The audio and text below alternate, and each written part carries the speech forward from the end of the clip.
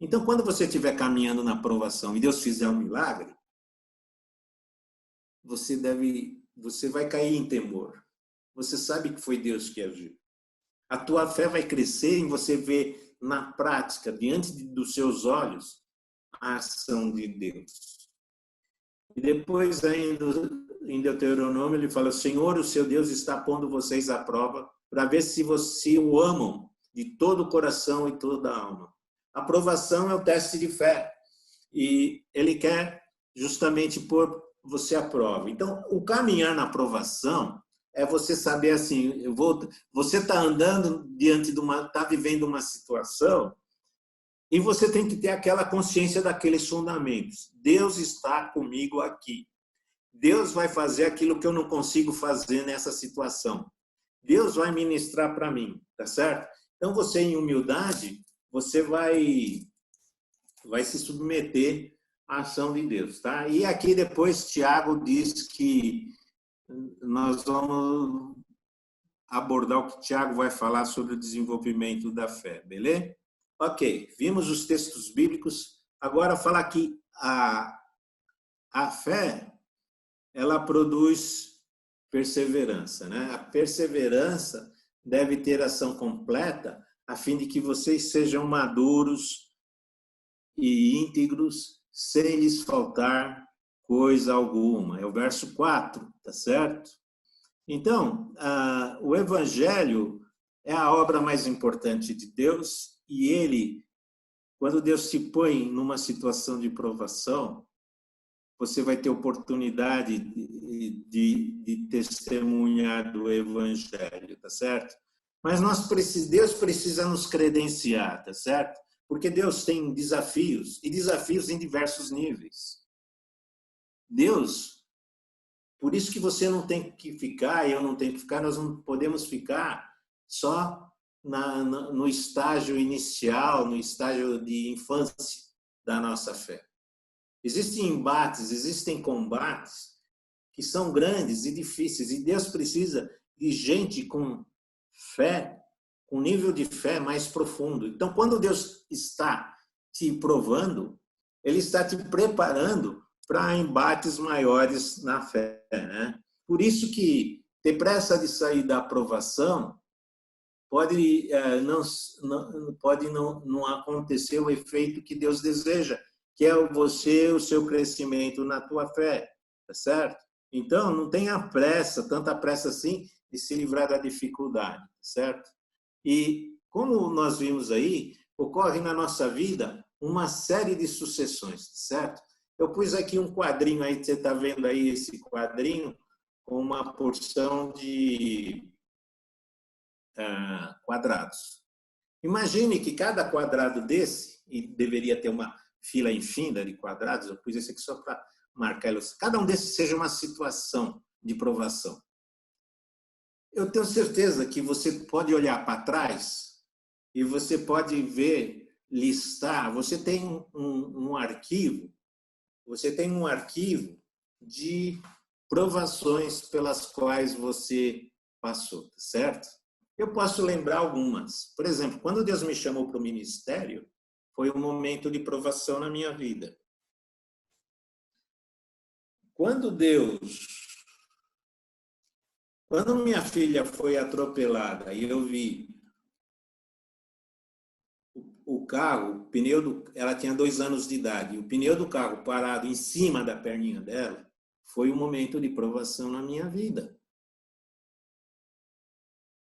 Quando eu saí da igreja de Campinas e pedi para sair da igreja e entreguei a igreja para o conselho, foi uma aprovação na minha vida. Quando eu fiquei desempregado diversas vezes e não entendia por quê, foram provações na minha vida. Quando eu fiquei doente e tive problema, tive um câncer na tireoide, foi provação na minha vida.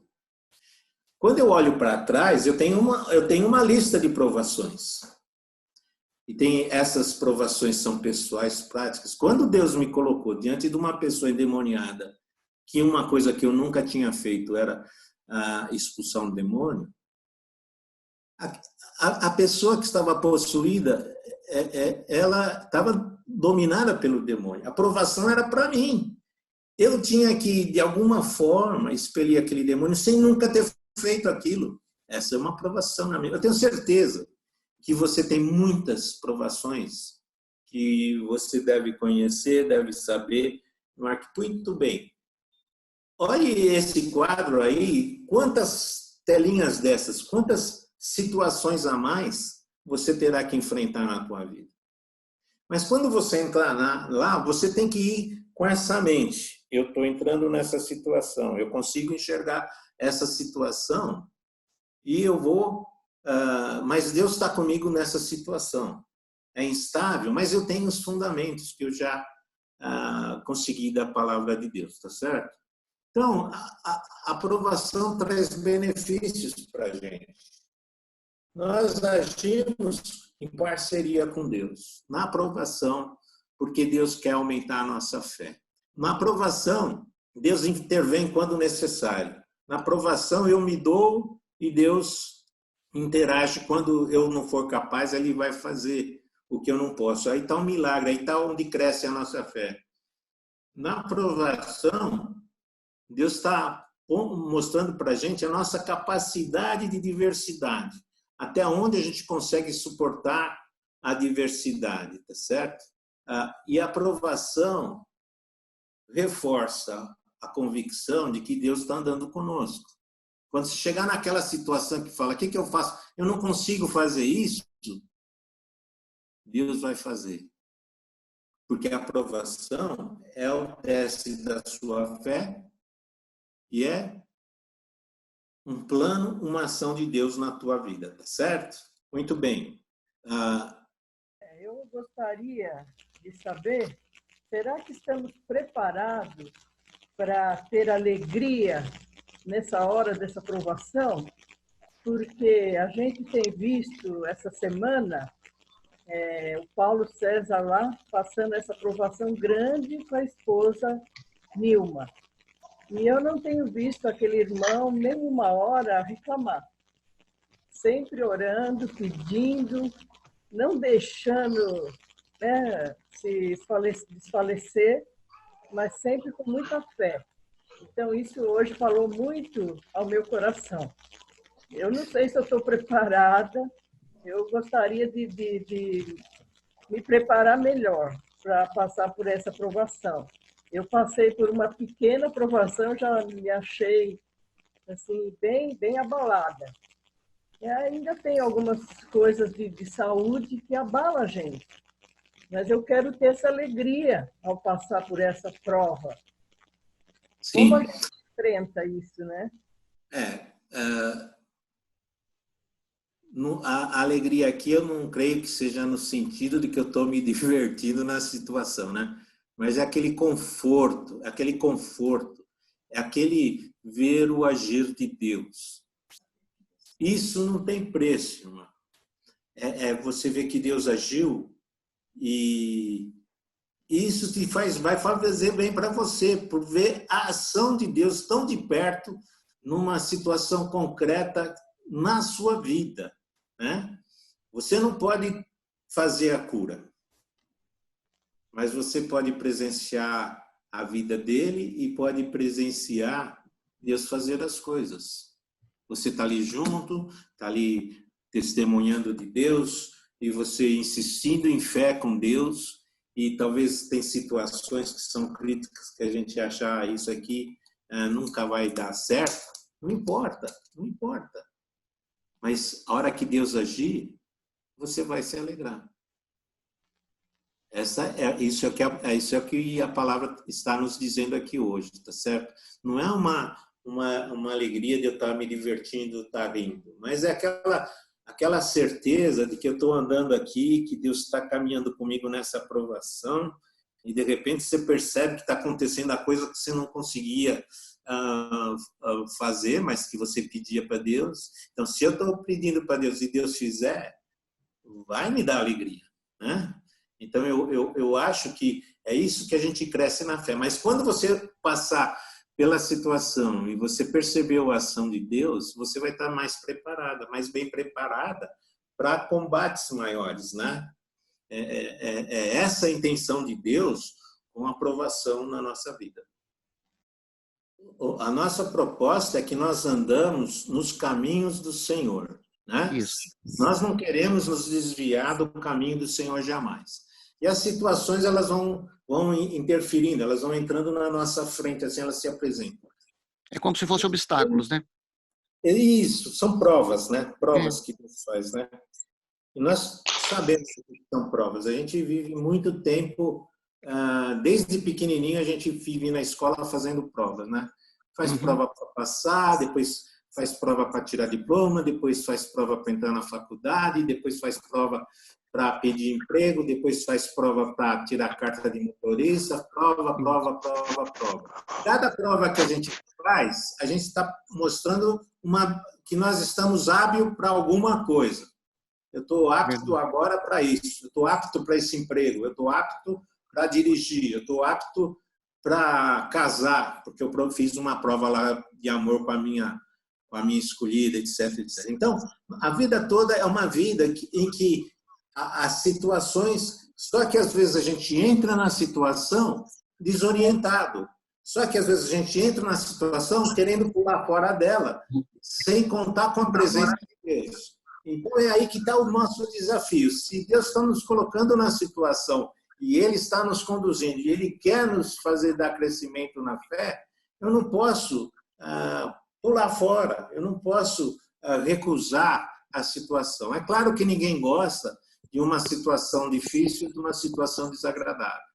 Mas nós precisamos compreender que ali está aquele fundamento, que Deus cuida de nós, que Deus nos protege. Então, se Deus me protege, se eu não estou pecando, se essa situação não leva a pecado, eu tenho que insistir, batalhar e ser o porta-voz de Deus. Quantas vezes eu cheguei assim, fui lá já, por exemplo, fui orar com uma pessoa que estava entubada lá numa UTI, já estava assim, com morte cerebral. Nós fomos orar lá por ela, a pessoa lá deitada, lá toda entubada. Não sou eu que vou tirar a vida dela, não sou eu. Eu tenho que crer que Deus pode ressuscitar ela dali. Eu tenho que crer. Não me é permitido duvidar.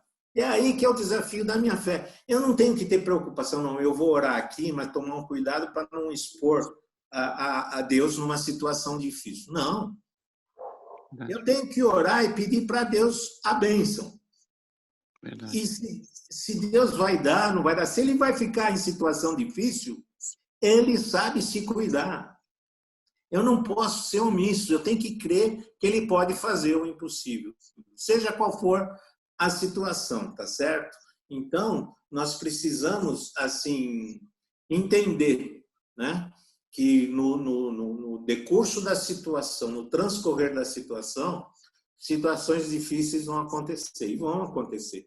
Mas eu não posso ignorar. Deus pode não responder a minha oração. Eu não posso entender também que a resposta que Deus orar para Deus, sendo que só a minha vontade seja a resposta possível. Jesus, quando estava no Getsemane, no Monte das Oliveiras, orando um pouco antes de ser preso para a crucificação, ele disse: Senhor, se possível, passa de mim esse cálice, mas seja feita a tua vontade. Então, eu não estou ali para expor Deus, eu não estou ali numa situação difícil para humilhá-lo e nem ele para me humilhar. Mas eu tenho que ter fé de que ele pode fazer a coisa. E que a resposta dele pode não ser a que eu estou pedindo, né? Pode ser que a resposta dele não seja a que eu estou pedindo. Nem por isso deixa de ser a vontade dele, tá certo? Mas eu tenho que estar envolvido nisso, eu tenho que estar enrolado nisso, eu não posso me omitir, eu não posso ficar indiferente à situação. Esse é meu papel de cristão, é estar lá na situação, seja ela qual for. Gival, eu queria só apresentar um outro foco aí que eu acho que tem a ver com provação também. Eu entendo que Deus não precisa das provações para entender como é que a gente como é que a gente funciona. O crescimento que vem da provação, na verdade, é fruto do autoconhecimento, né? Que a gente tem. Eu acho que esse é o sentido. Não seria assim como um professor que aplica a prova para os alunos para saber como é que os alunos estão com relação a uma matéria. Mas, ao contrário, é como se ele já soubesse o que cada um sabe, mas o próprio aluno é que precisa saber como é que ele está e, através dessas provações aí, se aprimorar. Nessa linha de pensamento aí, eu entendo, principalmente no que tem acontecido nesses últimos dias, e a aprovação não precisaria ser necessariamente uma coisa que nos afeta diretamente.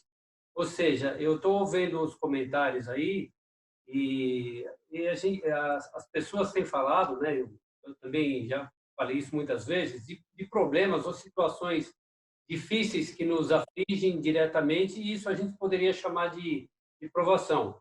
O outro enfoque que eu queria dar é quando a aprovação não me atinge diretamente, mas algum irmão, alguma outra pessoa. E aí esse autoconhecimento que eu disse seria aquele de me colocar numa situação de o que é que eu posso fazer para ajudar, né?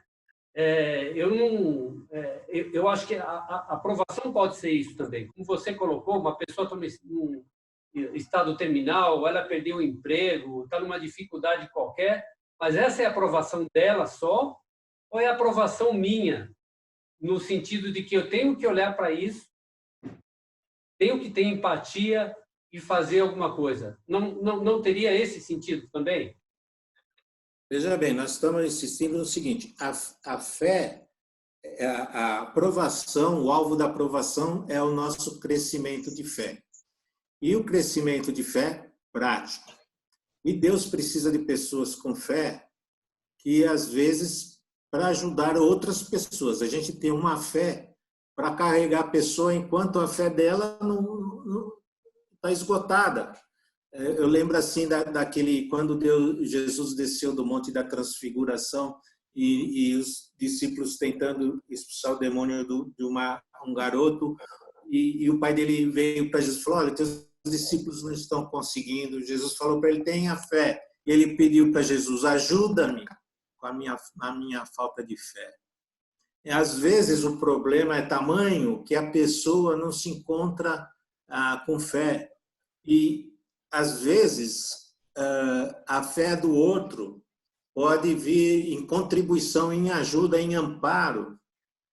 E essa relação prática da fé, por isso que ela não é uma fé contemplativa, ela é uma fé para interação. Porque a fé, as situações, quando nós falamos das situações da vida, são interações com pessoas, né? São interações com pessoas, tá?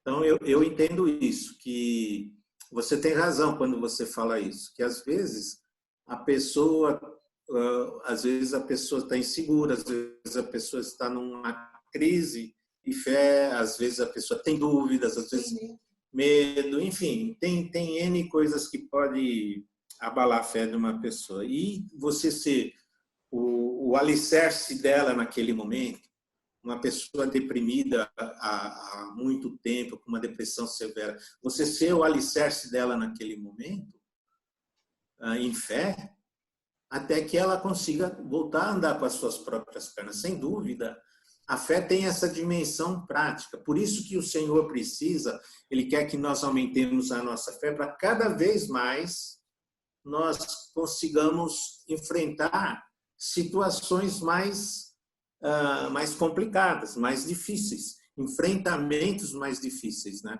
Então, nós precisamos ver que a perseverança é uma palavra militar, né? Perseverança é defender um terreno, um posto. Eu cheguei até aqui, eu defendo essa posição. Essa é a perseverança. A fé, a perseverança é até onde eu cheguei com a minha fé.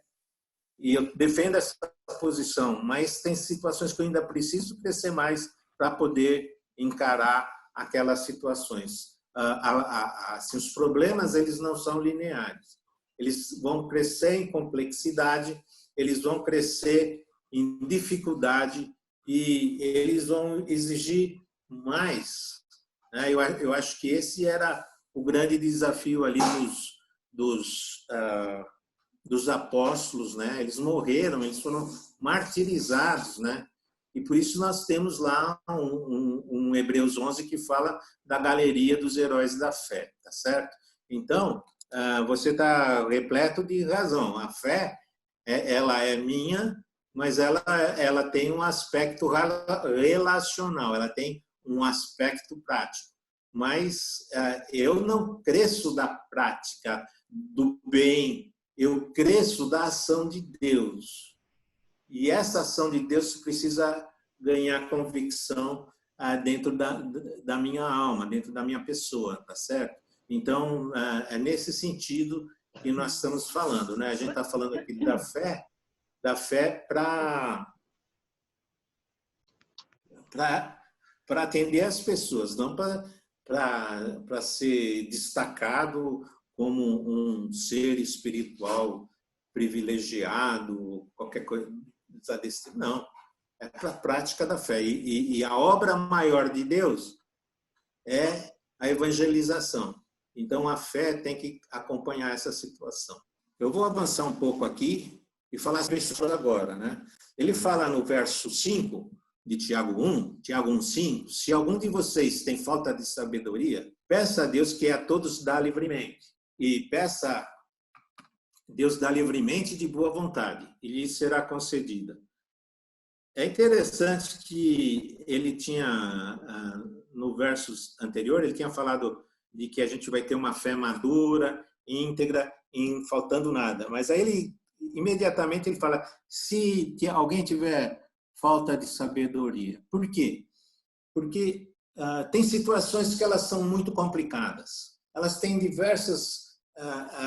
é como um novelo de lã todo enrolado. É igual um fio de... Como é que chama? Do teu...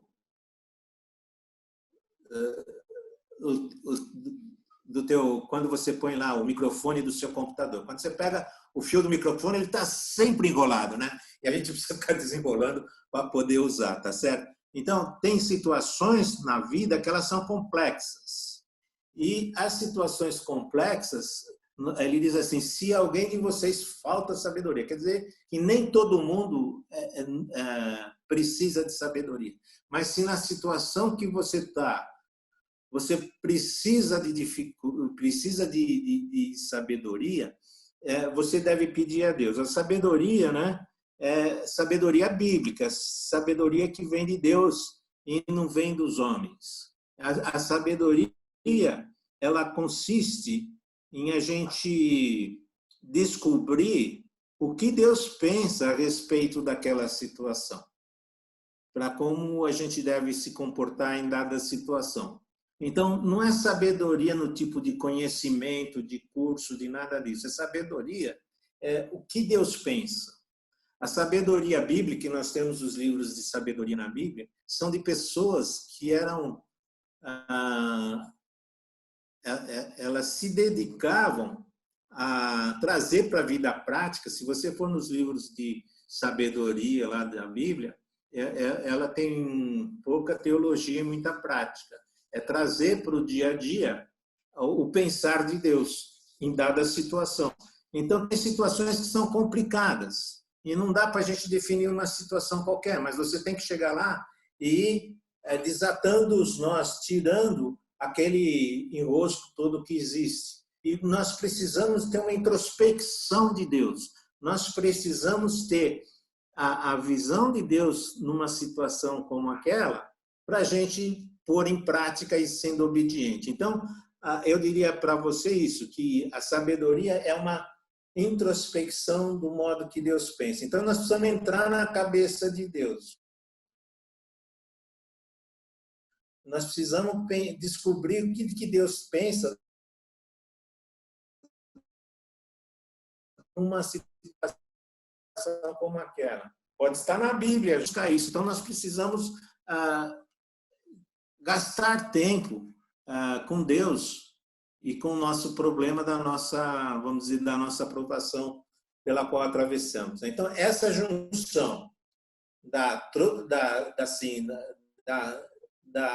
percepção, da descoberta, da introspecção do pensar de Deus com a prática, com a obediência, é que resume, então, a sabedoria que nós precisamos. Para nós pegarmos isso e aplicarmos na provação que nós estamos passando, tá certo? Deus tem os recursos, Ele tem a igreja, Ele tem conselheiros, Ele tem pessoas mais experientes que podem nos ajudar, mas Deus também deve, e Ele o faz, Ele nos dá respostas e na situação que nós estamos envolvidos. Entenda, né, como nós já dissemos aqui, a provação não é... Deus não está querendo humilhar a gente, Deus não está querendo acabar com a gente. Deus, a aprovação, Deus está querendo nos dar crescimento na fé. Ele está pretendendo nos levar a um estágio mais elevado de fé. E tem situações que são complexas e nós não vamos conseguir resolver só com a nossa capacidade. Então, o que Deus pensa sobre o assunto, trazer Deus. E aí nós precisamos gastar tempo com Deus. E me parece que nós, assim como nós muitas vezes temos a atitude de pular fora imediatamente na hora da provação, a gente quer pular fora do desconforto, do sofrimento, mas às vezes nós precisamos não atropelar também, a gente se envolve e a gente precisa da perspectiva de Deus para aquele caso. E aí ele fala assim, olha, se te falta sabedoria, no contexto, ele está falando no contexto da aprovação aqui, né? Se te falta sabedoria nesta aprovação, você pede para Deus. E Ele vai dar de boa vontade. Amém? Amém? Então, Ele vai dar de boa vontade. Nós temos que crer. É por isso que Ele falou um pouco atrás, ali no verso 5 e 6, que a gente não deve ter uma fé instável. A gente não deve ser agitado como uma onda do mar. Porque, sendo instável na nossa fé, ele diz aqui que é uma pessoa de mente que tem uma mente dividida e que acaba não ajudando, né? Não vai conseguir realizar nada. Mas nós precisamos de fundamentos, e os fundamentos são de Deus. E nem todas as situações elas estão escritas explicitamente, a nossa situação está prescrita na Bíblia. Então, nós precisamos também de gastar tempo com Deus na aprovação. Então, veja bem o quadro qual que é. Eu estou aqui dentro dessa cena de uma aprovação, eu estou vivendo esse ambiente, essa situação, estou presente nessa situação. Eu tenho que ter na memória que Deus está comigo, que a aprovação é para o crescimento da minha fé. Eu vou exercer a minha fé com toda a minha capacidade e o meu potencial, e vou esperar que Deus haja naquilo que eu não vou conseguir na situação. Deus vai estar interagindo comigo e vai complementando o meu papel, a minha interação naquela situação.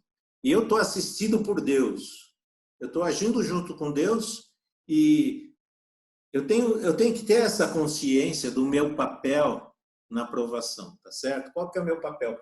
Foi o que o Gilberto acabou de lembrar para nós, tá certo?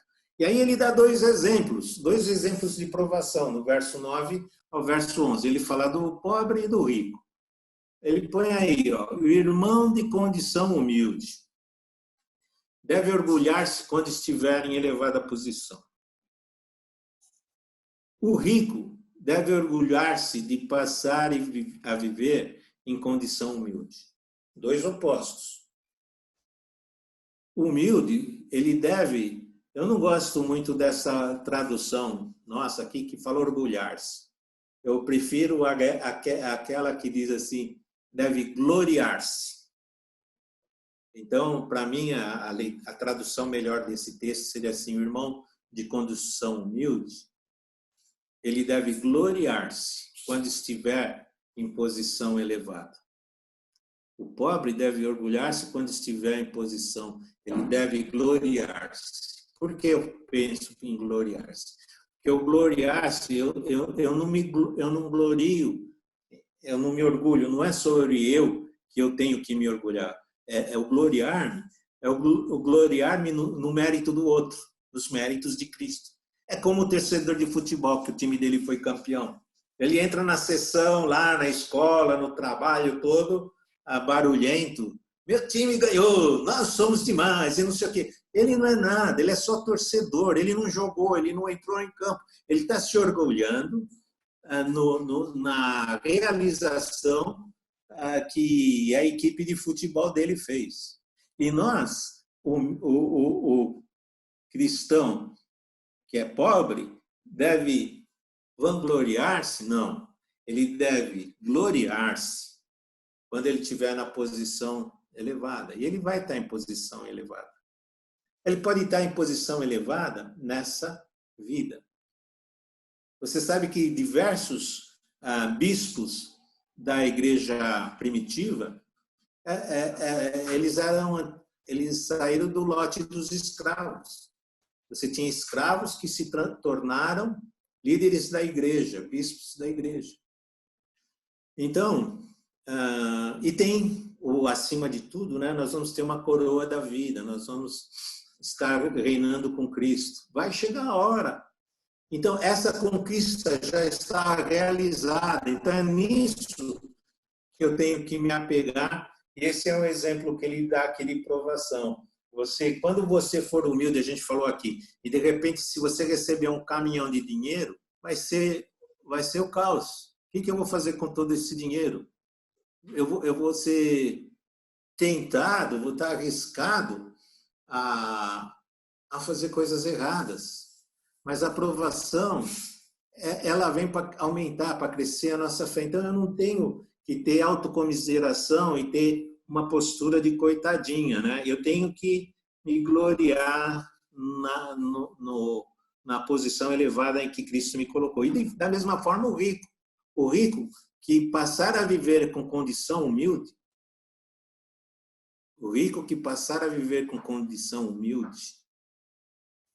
aí é difícil, né? Você tinha uma status social e você não tem mais, né? Da mesma forma, esse rico, ele deve se gloriar. Ora, Jesus, ele viveu e pregou um estilo de vida simples. E o rico que se converte, e aqui o texto, lendo o texto, ele vai falando que a riqueza é igual a relva do campo, né? Que morre, e, enfim, desaparece logo. O rico não pode pôr a sua fé, a sua convicção nos bens que possui. O rico deve gloriar-se? Não. O rico deve gloriar-se da mesma forma que o pobre nos méritos de Cristo, que Cristo conquistou para ele, que é uma realidade espiritual, tá certo? Então, ele deu aqui esses dois exemplos. O resto da carta nós vamos lidar com essas questões bem mais mundanas, né? Como pobreza, língua e tal mais. E aí nós já caminhamos para o final da carta, no verso 12. O final da carta, não, do texto de provação. Feliz é o homem que persevera na aprovação, porque depois de aprovado, receberá a coroa da vida que Deus prometeu aos que o amam. Então, a nossa recompensa é uma coroa. A nossa vitória sobre as provações, o nosso crescimento, vai ser contemplado com a coroa da vida, tá certo? Então, lá em Apocalipse, né, falando para a igreja de Esmirna, o apóstolo João diz assim, não tenha, e tem a ver com provação, Apocalipse 2:10, Não tenha medo de que você está prestes a sofrer. Saibam que o diabo lançará alguns de vocês na prisão para prová-los, e vocês sofrerão perseguição durante 10 dias. Seja fiel até a morte, e eu lhe darei a coroa da vida. Seja fiel até a morte, e eu lhe darei a coroa da vida. Então, preservar, perseverar, né, até o ponto da morte é alguma coisa que nós precisamos de ter muita fé. Lembre-se que a gente está falando com gente que estava sendo martirizada, né? Não é pouca coisa, não, né? Então, não dá para a gente levar um estilo de vida indolente, descomprometido, uma fé apática. Em nenhum momento isso faz parte da pregação bíblica, porque lembre-se que tinha gente sendo martirizada. Esses irmãos não abriram mão da fé deles e foram até a morte. Mas tem um galardão, tem uma coroa da vida que vai ser dada, né? Por quê? Porque você trabalhou em justiça durante as provações. Deus vai justiçar. O mundo pode ter te eliminado com a morte, mas você vai ser justiçado por Deus pela obra que você fez durante o tempo que você estava aqui, beleza? Então, não dá para levar, né, uma vida apenas contemplativa, né? Nós precisamos passar pelas provas e mostrar para Deus que a gente está habilitado para desafios maiores, tá certo? E como a gente leu lá anteriormente, no 1:22, não engane-se a si mesmo apenas ouvindo. Não seja apenas ouvinte, não se engane, é preciso arregaçar as mangas e ter essa noção.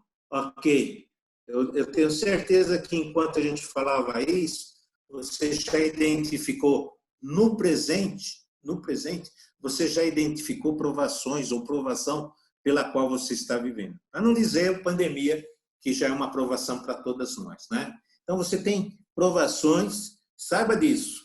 Deus sabe disso e você tem que encarar desse jeito também, que você quer andar nos caminhos do Senhor. A provação está lá, tem alternativas e a sua fé está sendo testada. Deus vai agir e vai agir através de você e vai fazer o que você não consegue fazer, tá certo? Ele vai tomar conta. E você vai sair com a sua fé mais completa. Ele quer te levar até a estatura do varão perfeito que é Cristo.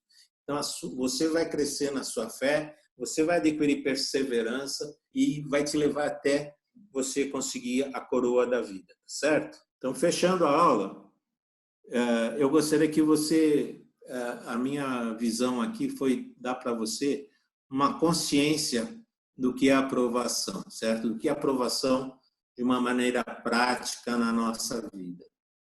E quando você estiver dentro dela, da situação, seja ela qual for, tenha consciência do que é aprovação. Não viva dentro da aprovação apavorado, inseguro, se debatendo, se batendo para lá ou para cá. Não. Olha, é uma aprovação, eu sou comprometido com o Senhor, eu quero andar nos caminhos do Senhor, essa situação é difícil, mas eu vou superá-la junto com o Senhor. E você vai agir dentro da sua fé, dentro daquilo que você tem de conhecimento na palavra do Senhor, você vai agir. As coisas difíceis você vai pedir sabedoria. E aquilo que está além de você, está além de você, amado. Então, quando a situação estiver além de você, você só pode esperar em Deus. Deus agir, tá certo? Mas você saiba do seguinte, essa aprovação não é tudo, ela vai acabar, ela vai passar. Sabe o que mais? Depois vem outra aprovação. Então você precisa, e eu preciso, e nós precisamos ter essa consciência. Assim como pus aqueles série de quadradinhos lá, como se fossem slides. Uma situação, depois vem outra, depois vem outra, depois vem outra. E eu vou caminhar nos caminhos do Senhor, trombando passando pelo meio da provação. Em cada provação, eu levo junto comigo um aumento de fé. Do outro lado da provação está a minha aprovação. Do outro lado da aprovação está a perseverança, está a completude, a inteireza, a maturidade da minha fé. Tá certo? Então, é isso que Tiago está pondo aqui para nós, certo? E na próxima aula, nós vamos falar sobre a tentação. Eu vou mostrar para você como é que o diabo sacoleja a gente. Onde que nasceu a cobiça? Que ele diz aqui em Tiago, a gente vai ver no domingo que vem, que a cobiça está no nosso coração. Eu queria mostrar para você o momento exato do nascimento da cobiça, como ela opera dentro de nós e nos leva a pecar e nos desqualifica do serviço do Senhor. Então, se a aprovação nos contempla com a coroa da vida, a tentação nos contempla com a morte eterna. Tá certo? A tentação nos leva para a cobiça e a cobiça nos dá a morte eterna. É um paralelo aqui entre uma situação e outra. Não perca a aula que vem, que a gente é super... Eu fiquei muito tocado por trabalhar esse tema da cobiça, que geralmente a gente é meio apressado nele. Eu quero ver se você entende direitinho como ela opera no nosso coração, tá bom? Então é isso aí.